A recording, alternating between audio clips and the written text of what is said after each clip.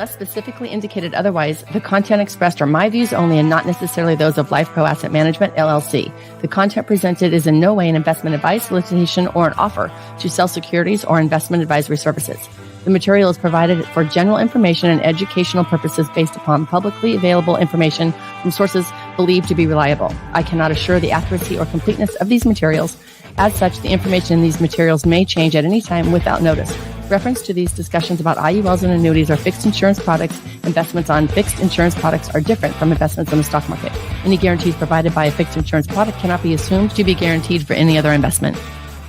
Welcome to the Rock My Finances show on K4HD Radio and Talk4 TV, where we put the fun in finance. Join Powerhouse Jennifer Jose, CDFA, CMC, and Private Wealth Advisor, as she collaborates with you to create clarity, control, and confidence with your money, your way. It's not about the zeros, so what is it all about? Let's find out. Now here's your host and weekly friend, Jennifer Jose. Hey y'all, I'm back. I'm so excited. Today is going to be amazing. Have you ever had one of those days that planned one thing, you planned for A and B happened, and then you planned for B and C happened, and you planned for C and D happened? That's been my morning, y'all. It's been crazy. But I'm here with you, and I'm so excited.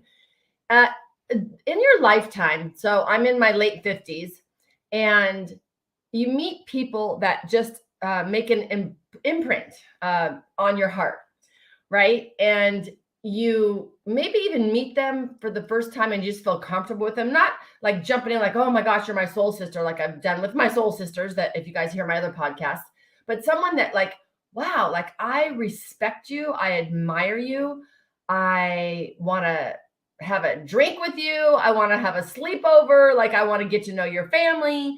And when you do that, you're being vulnerable with yourself. And then when you can be vulnerable, they can be vulnerable. Well, I am happy to say today that I have one of my favorite people in the world. She has been amazing in my financial career. I met her in the career, and we just became fast friends. And I go to her for advice.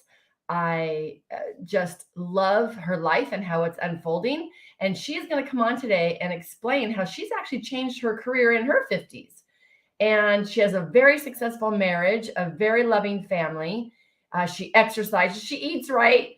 I always go, when I go over there, I'm like, go in a refrigerator and say, okay, what do you got now? And then she showed me, all these new, my protein powder and my milk that I get from the peas. It's just so many different things that I just love. Like I would love to talk to her every day if we were neighbors. So without further ado, I'm going to bring on Miss Toni Sova-Corfee. Hey, Miss Toni. Good morning. Good morning. Those are very kind, wonderful things you just said. Thank you. Absolutely. It brings me back to the sleepover at your house. I just love that. That was fun. You're spending the weekend, and then it was just so beautiful. So beautiful. And your husband pops in and slides in, and we chat for about 3 or 4 or 9 hours, whatever it was. And oh my gosh, it was just such a great weekend to get to know y'all. So anyways, thank you for coming. So today's show is going to be a little bit about you and your career in your life. Like, what have you learned? I know you're a huge woman in business advocate, and I met you. I followed you with the WIFS, Women in Insurance and Financial Services. So check out WIFS.org.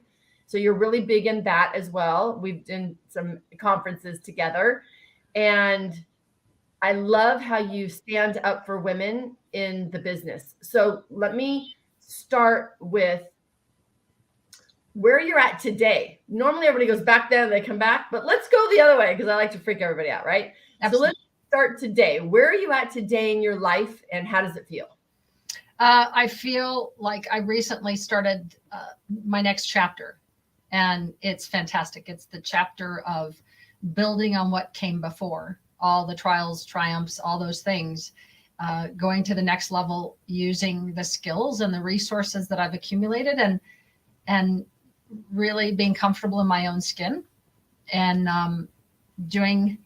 looking back at the financial service career I had for over 35 years and using all those tools differently. So what I'm doing today is I work for a biotech. Ooh. I have zero life sciences background. But we have a multi-cancer early detection screening test that is totally leading edge innovation. And there is a sales channel for our company. We've only been commercially available for 2 years. And I'm leading an effort to take this product into life insurance companies to put inside of their wellness programs. So shout out to John Hancock Vitality Program, for instance. John Hancock is a customer, and they give it to their policyholders who are part of that wellness program. So this is not an underwriting tool. And it detects 50 cancers at one time and can identify where in the body with 89% accuracy. So oh my God. Don't even get me started on it because it's so phenomenal. Well, that's going to be another show, Miss Toni. We're definitely going to come on and hear another show about that because that is so interesting. Absolutely. And, I'm passionate about it. So this is that next level thing. We don't know when we're going through difficult things in our lives where that's going to lead us. We just know that in the moment we're in a lot of pain and we don't want to be in that pain and that loss and the grief and all of that comes with it. I lost both of my parents to late stage diagnosed cancers. And now I'm in this role where I can help that not happen to anybody. We're finding that really nasty cancers at early stages when they're treatable. And if only this had existed then. Having said that, what I went through, the experience I had is also what makes me more effective in this role because of you're losing your parents to it. So you're like, it's part of who you are.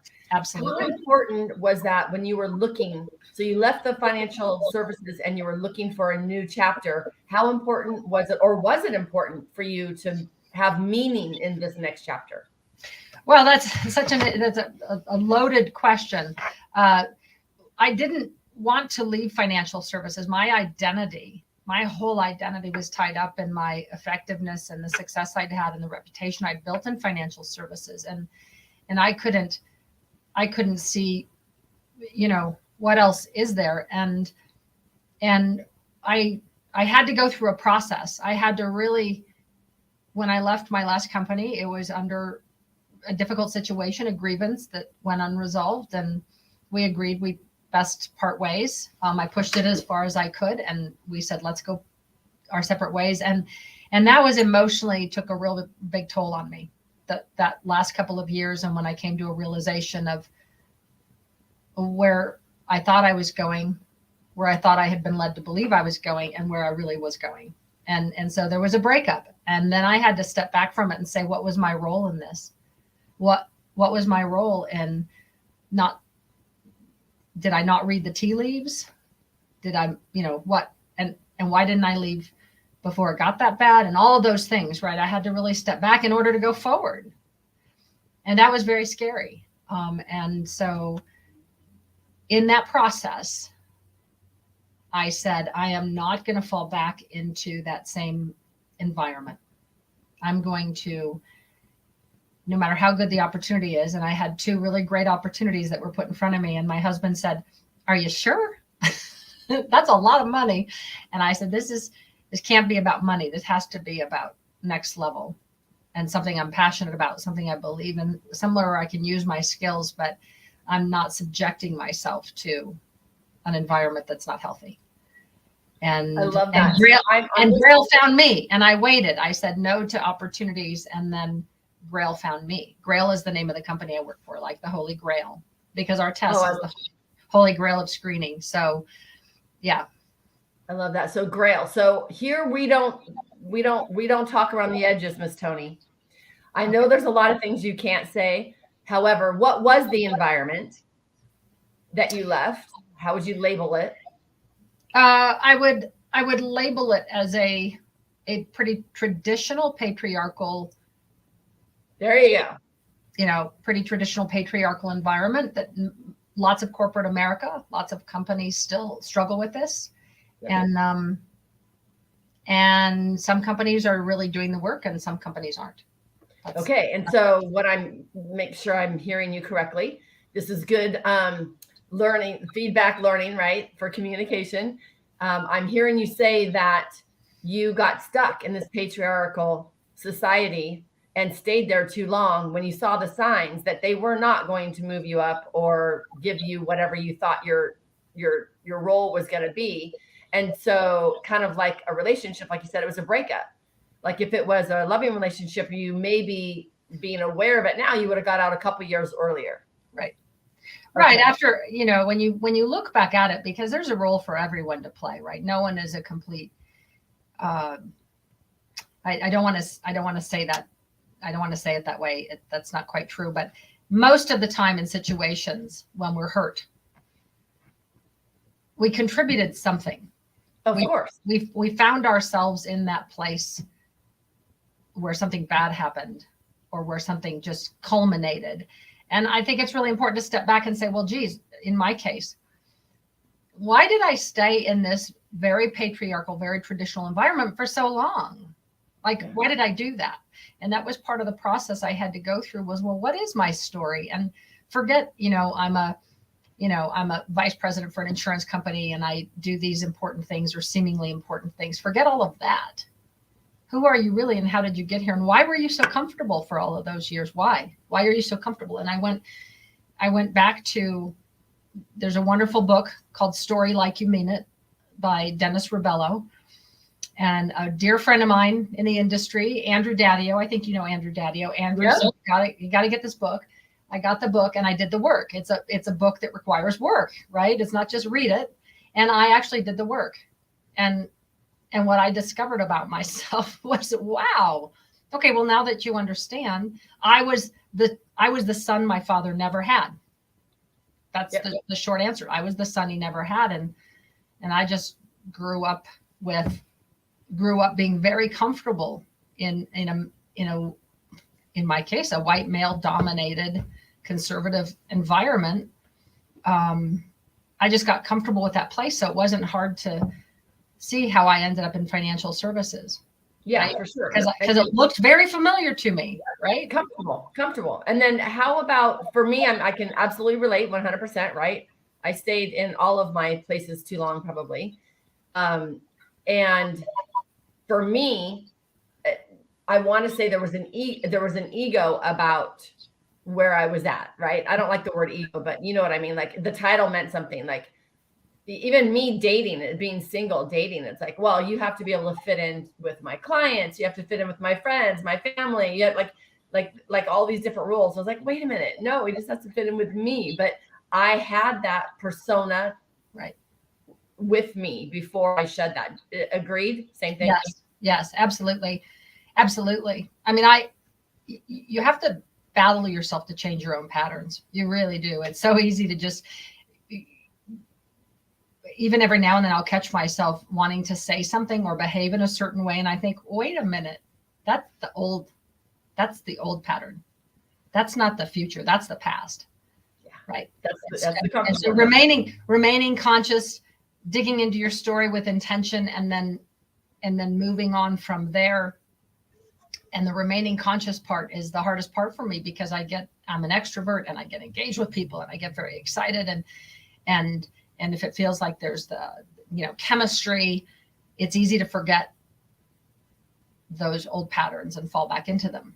So you have to sort of keep your guard up a little bit depending on the environment because it's just so.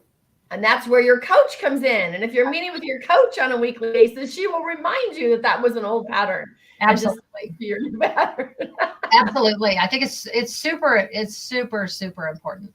I have one or two really great mentors in my life who check in with me at times on these things, right? Who check in with me and say, so how are you doing? And what's it like? And how is it the same? And how is that different? And because the work I do, I'm very much engaged with the financial services, the life insurance industry, and the senior leaders and executives of the industry. That's who I'm working with. And so, but I don't work for them. So it's a different peer to peer. Mm-hmm. Yep. And I know that what we're doing here at Grail is so innovative, and it will change mortality. Cancer is the leading cause of death for people over 50 in life insurance mortality, right? So this will completely change and better those companies. It will stabilize and give them, the ability to do other important things for their clients and policyholders. So I know the work is really great, but I don't work for them. I'm working with them, and there's a difference. Different relationship, different everything. So that's really good. Okay, so you mentioned story, and you did the work to spend the time with that book and to find out your story and really know who you are, so you can move forward in this next chapter. I believe in law of attraction as well, and then put something out there. I just did this. So I'm in a new apartment in Beverly Hills, just renting for the year, and I was just like, wow. I'd like to check out different areas and not just coming from this place. Well, be careful what you wish for, because now I have construction happening and I'm staying with my daughter in a whole different city. Right. So thank God for my daughter. Right. And be careful what you wish for. So I feel like the universe has always got my back. The universe always has my back. And so when I'm going for something will happen to help me create that. Just like if you want out of a marriage, and you're afraid of getting out of the marriage, something might happen to where you get out of the marriage, just like the job. Right. So the universe, if we don't do it actively, so I changed the word work to action, because work has a different negative connotation. So when we put action towards our desires, dreams, and goals, and if we don't put action towards, the universe is going to help us put action towards, and it might not always be the way we want it. I couldn't agree more. It's in your subconscious, right? Yeah. Something that you want that you're not acting on is in your subconscious, and it's coming. So it's a big sign on my forehead flashing, even though I'm not even trying to pay attention to it. It is. That's my energy. And that's what I'm walking around with. It is. And interesting, when I was looking for a new opportunity, the two opportunities I didn't take, I could have stepped into them, and I could have made a lot of money, and there wouldn't have been a lot of challenge. I mean, challenge of a new situation and getting to know people, and the obvious, the superficial challenge, but how to do the job, how to be effective. I could have just sort of plugged right in and kept going, right? And I just said no, because as I really stood back and looked at my career, I realized that I forget the grievance and all of that piece of it. The other piece of it was I'd gotten too comfortable. I hadn't been challenging myself intellectually. I wasn't really learning deeply new things and challenging myself with new tools and language and people and just getting better. Yes. Right. And so I kept saying, I need something that walking into it, I probably have 50 or 60% of what I need. And I'm going to have to get the other 40 or 50 while I'm there. That's pretty ballsy. So it's very ballsy. It's very ballsy because it's not what women do. No, we do not. Like, we have to have safety. So let me back up a bit. In order for you to be able to take that next step into unknownness, if that's a word, you had to have financial stability, which you have had because you've been smart with your money all these years, and you have a husband with an income stream. Right.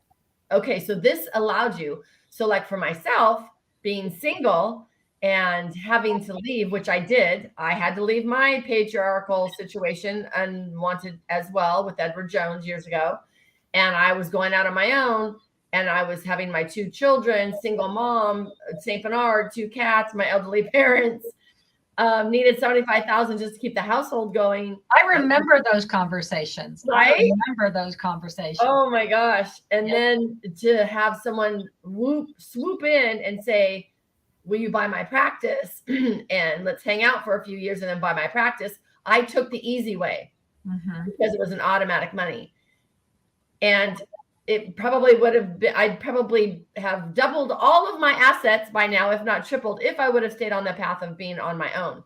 But I took the easy way, and I did for a reason. I mean, I learned a lot at that point. However, being single head of household, single mother, no other support at all financially, I took a different route. I want to commend you and your husband. I believe that having a good marriage is one of the hardest things people can do in life. And I can say that you have a good marriage. Like, I've seen it. I love the way you both respect each other, adore each other, and you're individuals. Like, okay, I'll see you in a couple of weeks. I got to go travel or whatever it is. Right. and then come back together and be like best friends and then care for each other and understand that you're independent. And I know you go through crap because, oh my gosh, everybody living with someone goes through crap. Right. So I'm not saying that it's perfect at all, but I want to commend you on your marriage. I want to commend you on your financial stability to be able to take this gutsy choice. It was difficult to make that choice because I knew at 59 years old that how many opportunities are there going to be for me? Yeah. Like, there ageism in new? Tremendous ageism. Of course there is. And so the vulnerability piece, the day that I had this, when you have a gut feeling and all of a sudden it stops, it's so deep and you stop in your tracks and you know that your gut just gave you the truth. So I had one of those moments. I was hiking. As you know, we live in Colorado and my backyard is wilderness. And so I was hiking, trying to process through an event that had just occurred in my work, and a light bulb went on and my gut it was like I could not stop. And I took some deep breaths and I said out loud, is this what's happening? Oh my God, is this what's happening? And then I called my husband and I said, I need to ask you a question and I need you to say yes or no. I said, I think I just figured something out that I had not seen, that maybe has been going on, but now I see it and I can't unsee it. And I want to fight it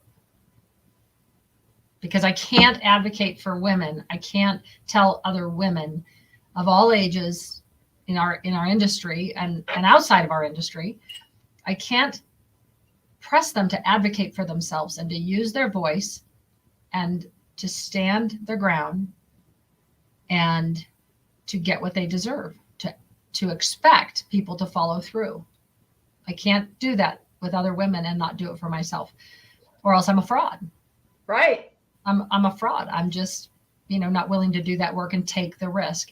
And so to your point, we had done well enough and I knew I was going to be spending a lot of money, right? Because I wanted to consult an attorney, and that's way expensive. And you're just spending, and there's no promise of where it's going to go, right? And so in the end, separation happened, and then I'm just out there trying to figure out what next, and continuing to spend, right? Your household doesn't stop.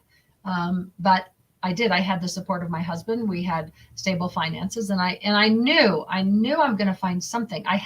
You have to believe in yourself. Oh, for sure. And you are amazing. So I can absolutely see how you can, but at this stage, at 59 years old, I could see how there'd be trepidation, all the stories, all the little hamsters and monkey brain and squirrel brain and all the things we say and all of that horrible, evil thing that gets into our head that says you're not good enough. Yeah.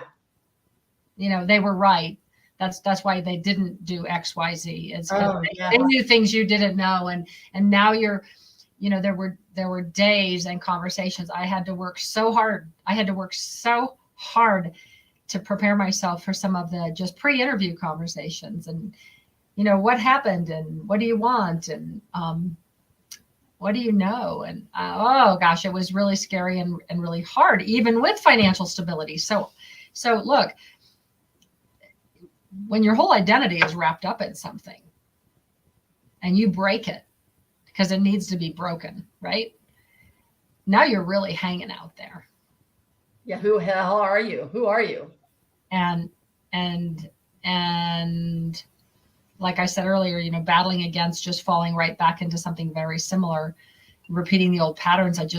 I had worked too hard to figure it out. There was no way I was going to be able to protect myself and be happy. And that's, for me at this stage of life, I want to be joyful. I want to love on people. I want to be challenged.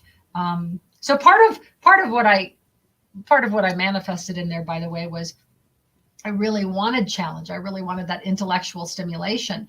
I kept praying for something where I would have to do that. I need 40% more than I have now, or 50% more than I have now. And like you just said a little while ago, be careful what you ask for, because I am biotech. Yeah, because I am, it's not the age thing, but I am the oldest person on my team by far. That's not the point. The point is, these are younger people, many of whom who've worked in tech environments, who worked with startups, who the pace, the number of tech, the tech stack you're working with, the communication, the tools, it is in a different language. It's a different world, right? Yeah, they sell a product. I used to sell a product, etc. But it's a different world, and so the challenge is definitely there. And it's so much fun though, because I see what I've learned. I see where I started and where I am now, and I'm like 6 months, right? I'm like, oh my God, wow, I really can do it. I really can do it. So that's so great. Yeah, it's good. That's so great. And age does matter, because just being in a different age is another language. Right. So, and it's fun, and I love it. Like my mentee, or basically colleague partner now, is Juliet. Right. Who's very much younger than myself, and I love it. She keeps me young. She keeps me innovative. And my daughter's 27, 26, however old she is, 26. And so I love being around different ages. I think it definitely keeps us aware of what's happening with language, and what they deem important and what we deemed important are very different. Absolutely. I'm really enjoying listening and challenging myself to think differently, challenging myself to not fall into this sort of, well, let me tell you, dearie, mode, but really listen and think about how is it different today, being at that stage of life, as a parent, as someone about to get married, as somebody who's in a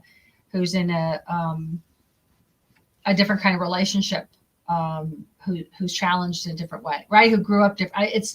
It's great to challenge myself in the relationships I have today. I love that. And I love the conversations of when you can find someone that, because you definitely don't want to jump in and be the mother. And then I find that we do have wisdom. Mm-hmm. And I believe that it is beneficial when you find someone that wants to hear it. It's like, oh yeah, see, I do know stuff. And I know. No, and the other thing is the transparency in the environment I'm in today is so refreshing. It's so different than we grew up. It's very different. It's very different, and it's really refreshing. And there's no wrong answer. And if there's there's learning, of course. Like one of the PhDs that I work with, we were giving a presentation. At the end of the presentation, she, chatted with me, and she said there was one part of the presentation and you used these words and you need to use these words, because I was getting technical, and you need that, right?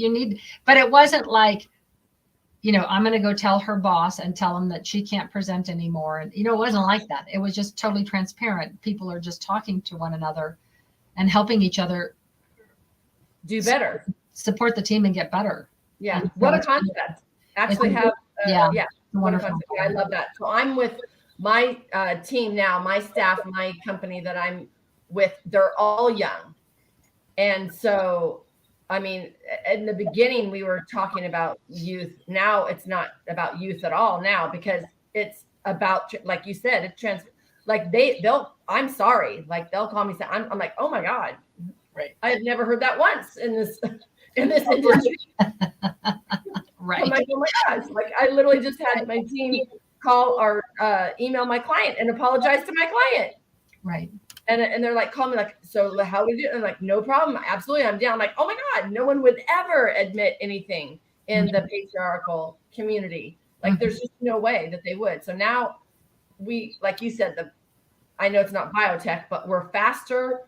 We get things done quicker, and it's fun.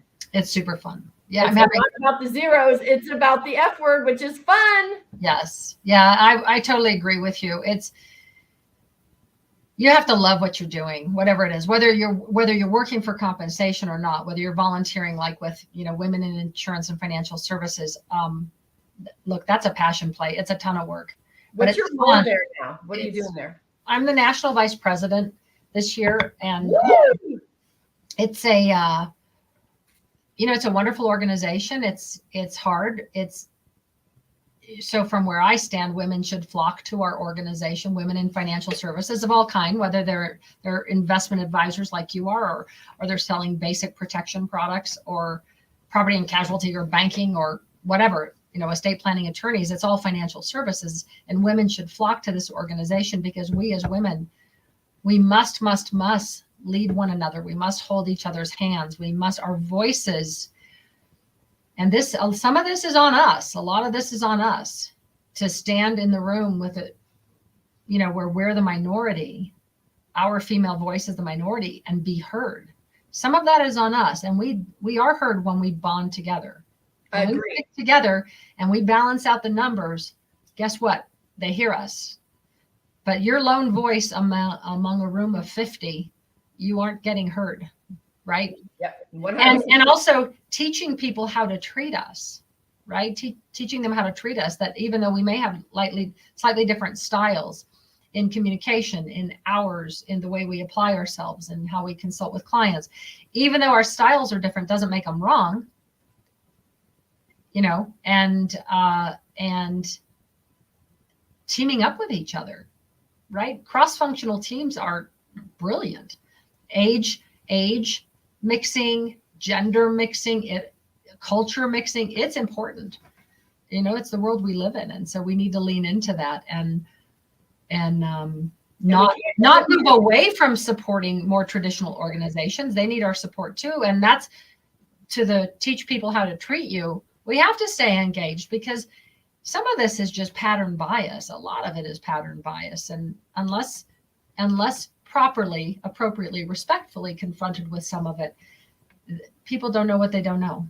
What do you mean by pattern bias? I've not heard that term. The pattern bias of, the patriarchal system and just, the industry as a whole. When you think about it, when you think back 100 years in the stock market, for instance, there weren't women involved. Right. And women coming into the workplace, beginning a little bit in the 50s, but more in the 60s and the 70s, we're still really new at this. We're brand new. That's what I tell my clients. Cut yourself some slack. We're 50 years behind the times. Evolution takes a long time. Change takes a long time, and burning it all down isn't the answer. No. Right? Adding us to it is the answer. Add us to it from our authentic, vulnerable space, not trying to be like a man, right? Or the masculine side of things, instead of looking at the pattern of what it is and trying to mold yourself to fit into that, which I've done and I did very well. That's fine, right? But actually not do that and not cut off half of my body, right, and pretend like I'm not half of who the hell I am, right, but actually be who the hell I am now. Right. And bring it full force in and add to the vitality and communication and the future forward thinking and thought leadership, and including everyone with us in decisions that we're making. Now, anybody's listening right now, you can see how Toni and I get on our little rampages and go crazy, right? Like, we can have a good old time because we definitely believe the same. And so I do love that. My mission is to have a woman at every decision-making table in this country before I die. Yeah. It just has to happen that way. Well, and we need more than one. So I commend that. And especially when you're in like in financial services, or I'd say probably any sales industry, you have women who are in those sales positions. It's that the people they're reporting up to, and sometimes at senior levels, you need support at every level, and you need groups at every level. For many years in my prior role, I think until like a year before I left, I was the only female in that type of leadership position that had ever been in that type of position with that company. So that says something when you're talking about a 130-year-old company, right? So if we want change to happen, we have to engage in the change. We have to ask for the change. We have to challenge. But again, trying to do it respectfully sometimes is difficult. Yep. Because we get frustrated, right? When you get really frustrated and no one's hearing you, at some point, we all turn into the 4-year-old and we lay on the ground and we kick and scream. Or leave. I just leave. Or leave. I gave you 2 years, I'm out. When we're together, but when women are together and you and I say, yeah, we can do this together. We can walk in that room together. We can ask to have this conversation together. I have your back, you have my back. That's really important. When you're the only one in the room, it's nice that they invited one of us into the room, but we're not effective. Right. And to have, you're absolutely right, not effective. And in fact, my last experience was them coming to me trying to bring more women in, and how can we do that, and learning. And I thought it was in earnest.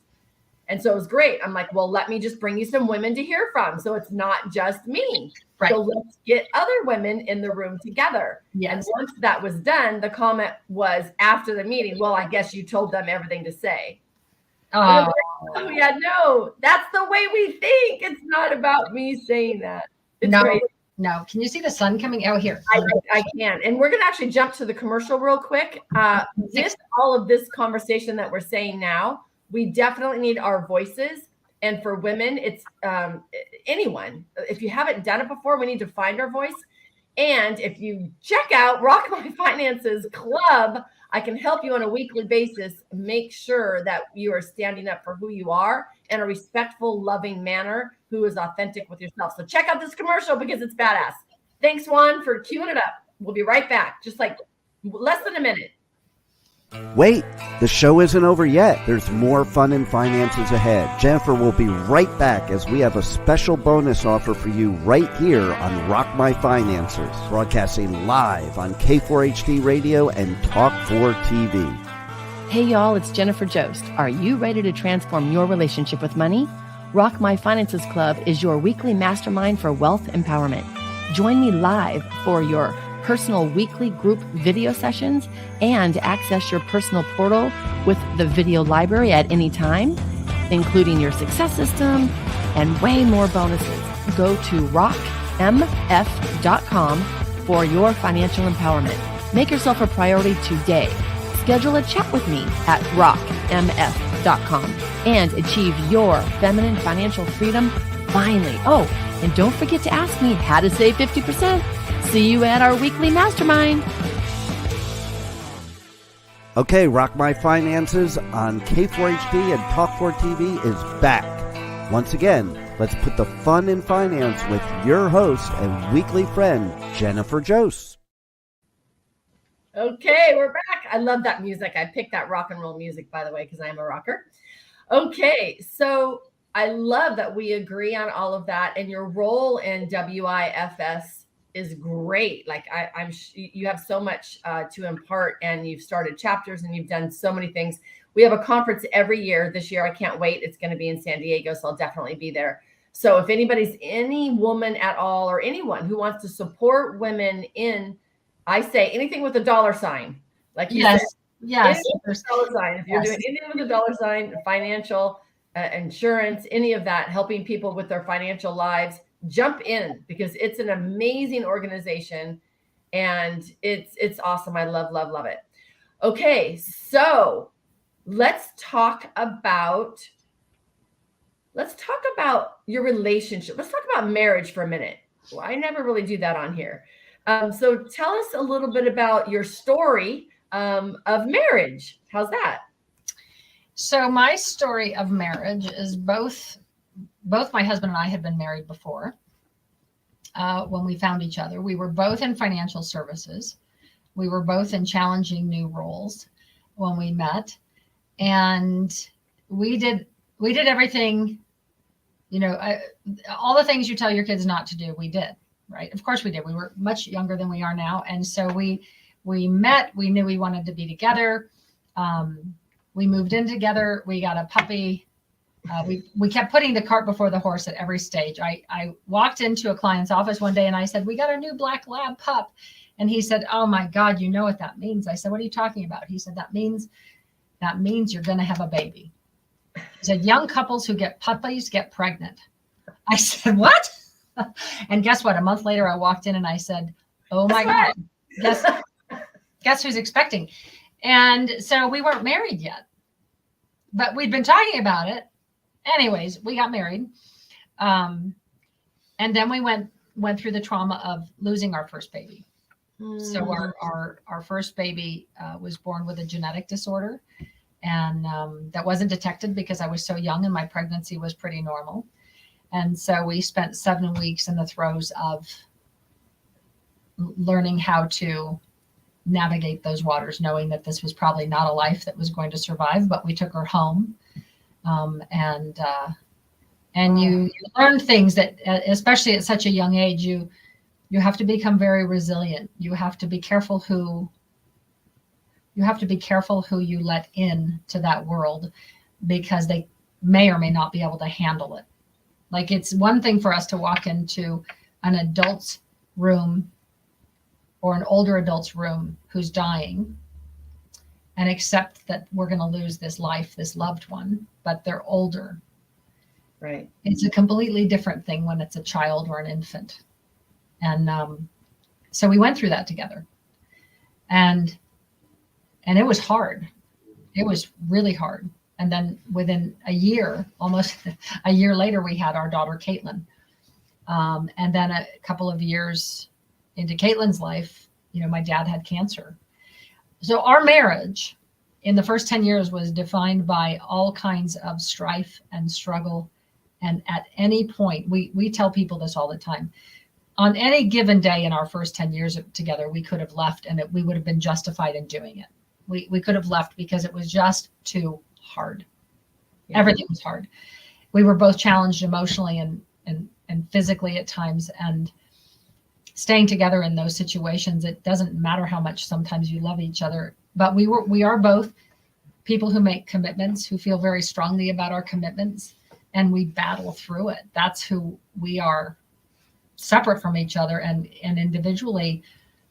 That's been part of our marriage, is challenging each other, even when it hurts, to keep moving, keep going. And the one big thing that changed our marriage was when our son, who's Journey's age, of course, Brendan, when he was born about a year later, we had moved to Colorado, and Bart was getting his practice going, and I was the corporate person, and but financially things got really rough. And we had a sit down meeting one day and said, what's happened here is that we've grown apart financially. And we were both kind of doing our own thing financially, thinking the other one understood XYZ, and it wasn't working. So we developed a practice that to this day, 26 years later, we still practice, which is every 2 weeks, we sit down for a couple of hours. We don't do it at home. We do it from his office. We never do financial stuff at home, ever, ever, ever.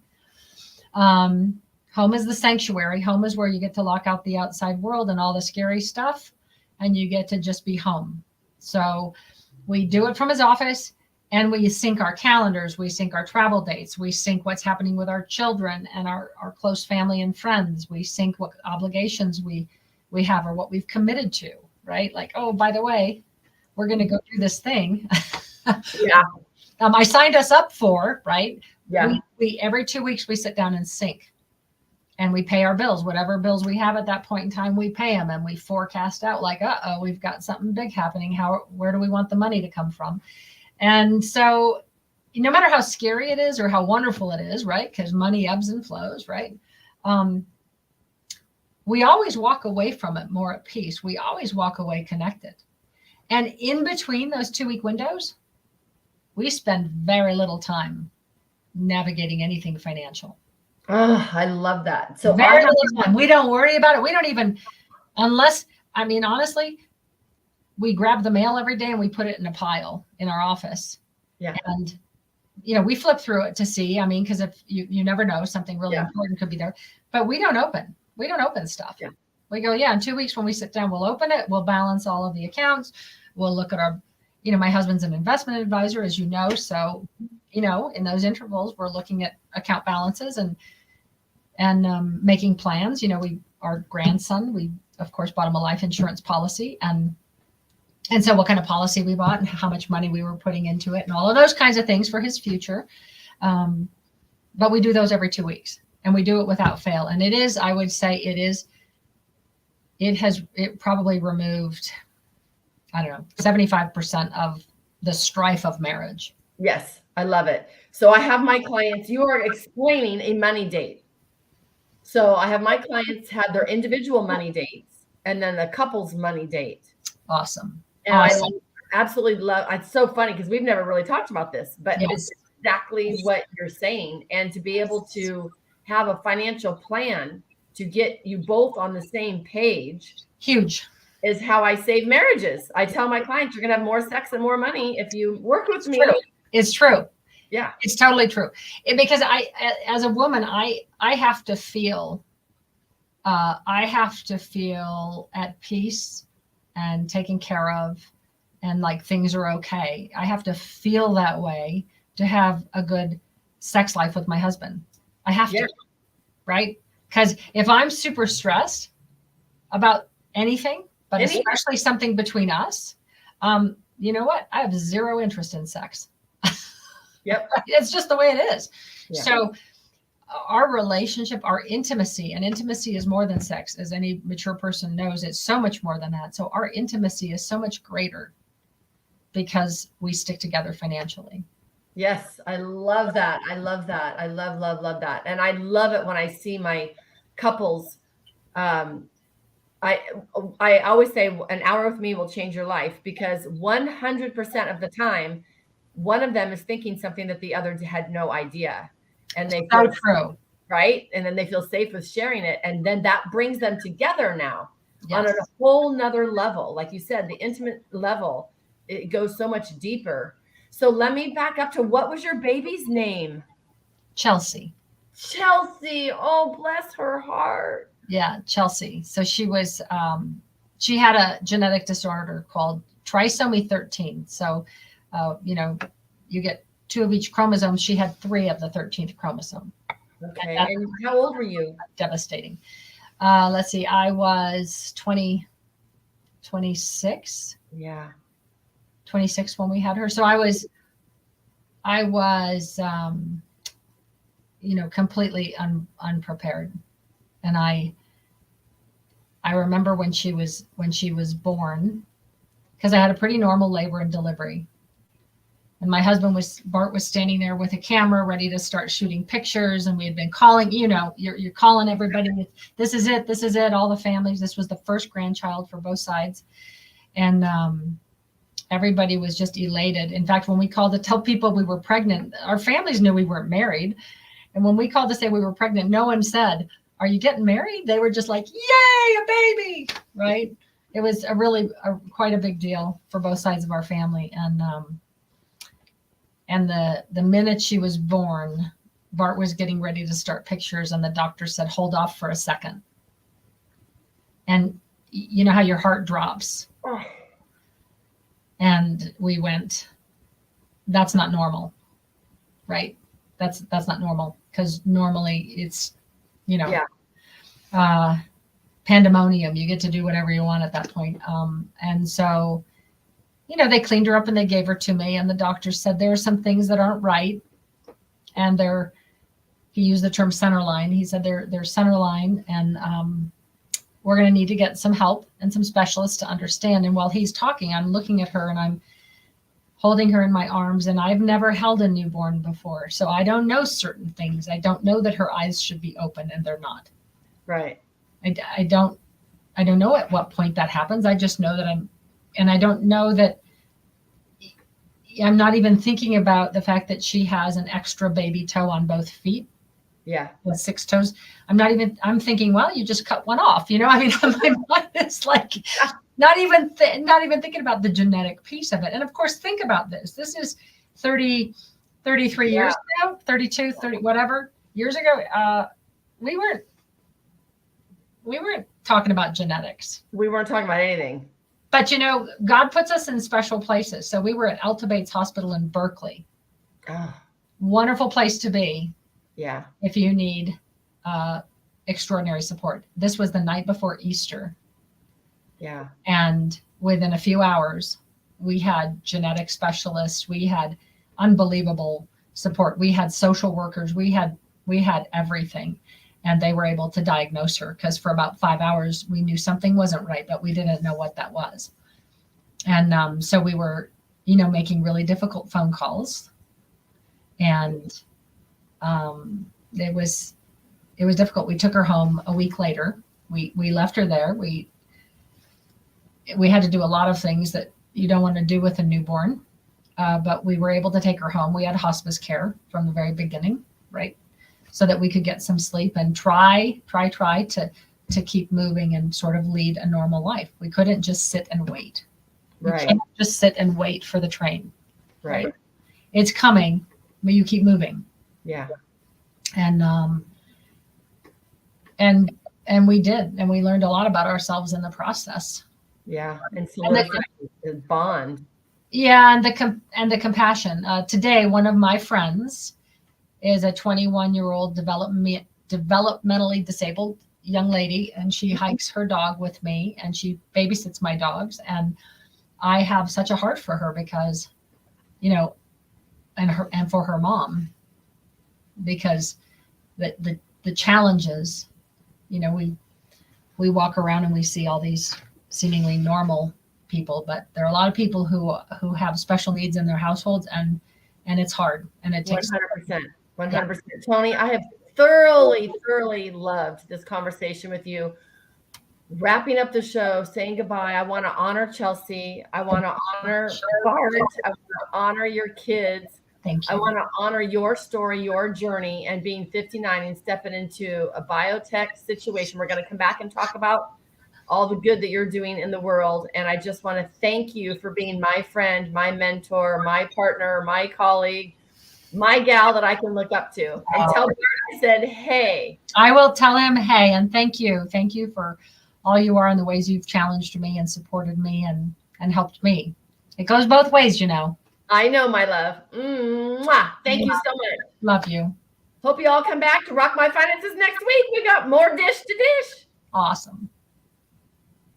We appreciate you joining us today, and don't forget to subscribe to the Rock My Finances YouTube channel for more engagement and bonus content. Tell me, what is your money story? Let's find out with Jennifer, 4 p.m. Eastern, 1 p.m. Pacific, every Thursday right here on K4HD Radio and Talk4 TV. It's not about the zeros, it's about the F word. Feelings. Feelings Jennifer can't wait to explore with you next week. Until then, let's all say, I rock my finances.